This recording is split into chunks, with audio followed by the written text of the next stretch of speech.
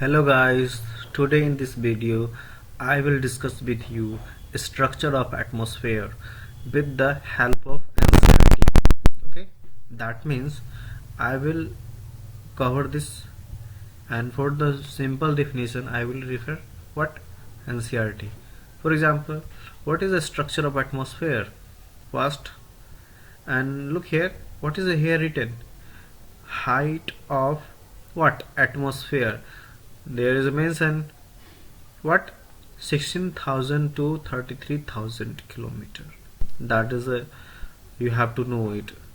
I think you should also write it.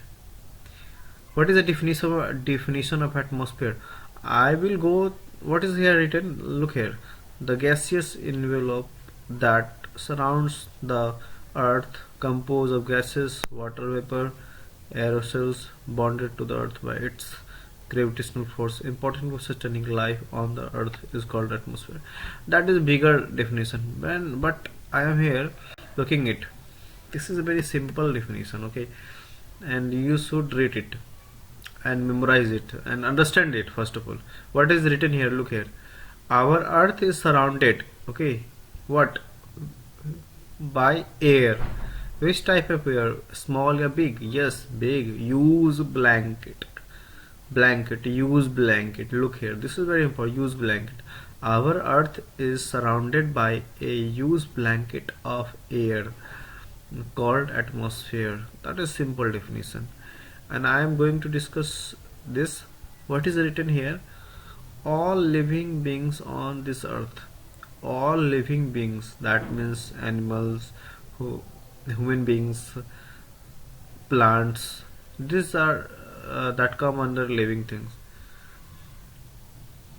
depend on the atmosphere for their survival. Yes, why atmosphere is important? Because all the livings on this earth need atmosphere for survival. What is here written? It provides us what atmosphere provide us? Then you can say that provide us the air we breathe and protect. Also we breathe and protect also from harmful effects of the sun rays.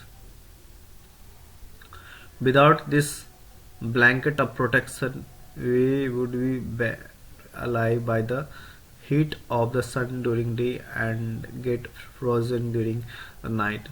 So this is not more basic understanding, you conceptual question. Okay, if suppose that a blanket of protection is not available, then what will happen?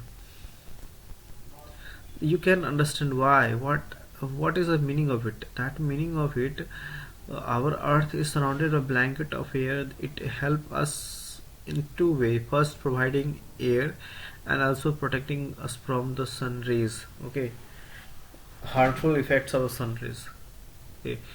Otherwise if protection are not available, then what will happen? We will be frozen and we will be backed alive because of atmosphere. And very important point that atmosphere provide us mass. It is this, what is the atmosphere? Mass of air, okay. What is atmosphere? Is mass of air, you know, that has made the temperature on the earth livable. Because of atmosphere, the temperature of the earth is suitable for the living things, okay. Let's look here. This is a pictures given here from 0 kilometer to 80 kilometer, and you will find many layers. First troposphere, stratosphere, and mesosphere, ionosphere, thermosphere. What is this tropopause? The region between stratosphere and ending point of troposphere and beginning point of stratosphere. The space between is the area between ending point of troposphere and beginning point of the stratosphere, that is called tropopause. Similarly, the space region between the ending point of troposphere and beginning point of mesosphere. Similarly, mesopause, that is the region area where ending point of mesosphere and beginning point of the what ionosphere, the thermosphere. In this way you can understand tropopause, stratopause, the mesopause. Okay, look here. Homosphere zone where gas are found in equal proportion, that is homosphere. Heterosphere region where individual molecular particles are found. You know, this pictures are given. Our earth, sun rays are coming out here.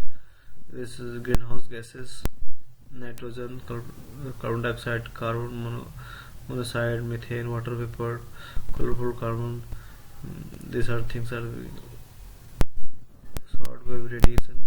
Sun rays are coming, that is called short wave radiation. And earth, that because of the blanket of air, so this reason sun rays go back because of long wave. This reason, this area, this returning back, that is a long wave radiation. Atmosphere is divided into a homosphere and heterosphere chemically. On the basis of temperature, atmosphere is further divided into troposphere, stratosphere, mesosphere, ionosphere, and exosphere.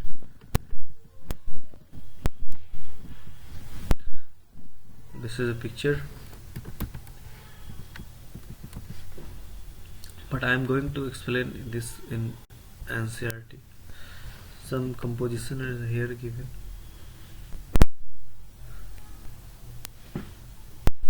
This composition of atmosphere. Look here. This is a pie chart.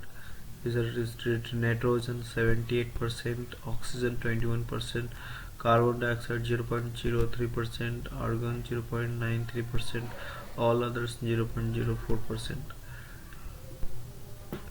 What is here written? Do you know that the air we take in while breathing is actually a mixture of many gases? That means when we take air, that is mixture of many gases. Okay, when we take for example, I'm inhaling air, that means we know that we are taking oxygen, but with the side of oxygen we are taking many gases also with it. Nitrogen and oxygen are two gases which make up the bulk of the atmosphere. That means in the atmosphere the air is a mixture of many gases, and the proportion of many gases where majority of nitrogen, oxygen are too much. Carbon dioxide, helium, ozone, argon, hydrogen are found in lesser quantities. How many? Look here, carbon dioxide for CO2, argon, helium, hydrogen, that come in other argon, carbon dioxide, they found in lesser quantities. Apart from these gases, tiny dust particles are also present in the air. Okay, the pie chart gives you the percentage of different constituents of air. When I go to nitrogen, what is the role of nitrogen? Nitrogen is the most plentiful gas in the air. When we inhale, we take some amount of nitrogen into our lungs and exhale. Inhale and exhale. What is the meaning of it? That means we know that we inhale what oxygen, but this is totally wrong. Without that, I am 100% agree that I take oxygen, but here also we are taking some many gases like nitrogen, okay, carbon dioxide, and exhale it. But we need nitrogen for their survival, but we do not need nitrogen to survive, but we need oxygen to survive. But in this video I am going to stop here because my limit minute is 10 minutes. Next video I will come with further, I will read further